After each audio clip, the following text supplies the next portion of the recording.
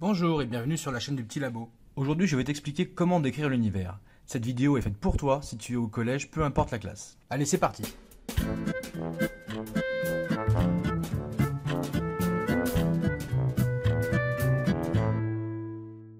Je te propose de partir du Mont Saint-Michel et on prend un peu d'altitude. Comme tu le sais, nous sommes sur la Terre, la fameuse planète bleue. Tu dois connaître son mouvement. La Terre tourne autour du Soleil, on dit qu'elle fait des révolutions. Elle met 365 jours pour en faire qu'une seule. Le Soleil, lui, il est immense. Son diamètre est d'1,3 million de kilomètres et il est situé à 150 millions de kilomètres de nous. En roulant à la vitesse d'une voiture sur autoroute, il faudrait 48 000 jours pour l'atteindre. La Terre n'est pas toute seule à tourner autour du Soleil. En tout, il y a 8 planètes. Mercure, Vénus, Terre, Mars, Jupiter, Saturne, Uranus et enfin Neptune, la plus éloignée du Soleil. Elles n'ont pas toutes la même taille évidemment. Regarde, si je conserve les proportions, ça va donner ceci.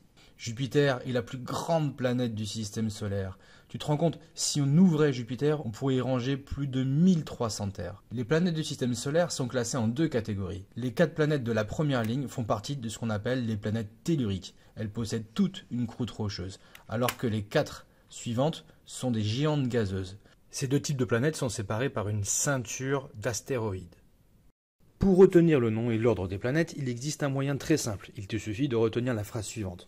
Me voici tout mouillé, j'ai suivi un nuage. Chacune des premières lettres du mot correspond à la première lettre de la planète. Ainsi, M, Mercure, V pour Vénus, T pour Terre, M pour Mars, J pour Jupiter, S pour Saturne, U pour Uranus et N pour Neptune. Certaines planètes peuvent être accompagnées d'un satellite. Le satellite, c'est un astre qui gravite autour d'une planète. La Terre, comme tu le sais, en possède un. C'est la Lune.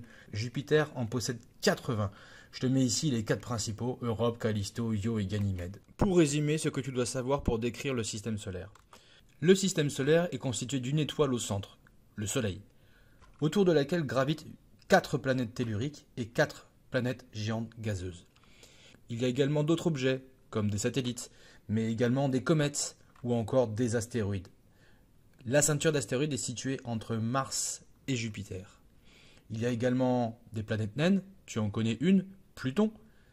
Une planète naine, c'est tout simplement une planète qui est située dans un champ d'astéroïdes. Elle n'a pas fait le ménage autour d'elle comme les autres planètes. Plus les planètes sont éloignées du Soleil, plus elles mettent du temps à faire le tour. Par exemple, Mercure, situé à 92 millions de kilomètres, fait un tour autour du Soleil en seulement 88 jours. Alors que Neptune est situé à 4,5 milliards de kilomètres et effectue une révolution en 165 années terrestres. On estime à 20 milliards de kilomètres la taille du système solaire. Le Soleil n'est pas la seule étoile de l'univers. La plus proche, c'est Proxima du Centaure et elle est située déjà à 40 000 milliards de kilomètres. Dans l'univers, les étoiles se regroupent en formant ce qu'on appelle des galaxies. La nôtre, c'est la Voie lactée. On y compte environ 200 à 300 milliards d'étoiles.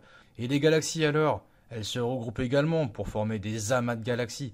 À ce jour, écoute bien, on estime qu'il y a 2000 milliards de galaxies dans l'univers. Un 2 avec 12 zéros. Et chacune de ces galaxies contiennent des centaines de milliards d'étoiles. Pour te donner une image, dis-toi qu'il y a plus d'étoiles dans l'univers que de grains de sable sur la Terre.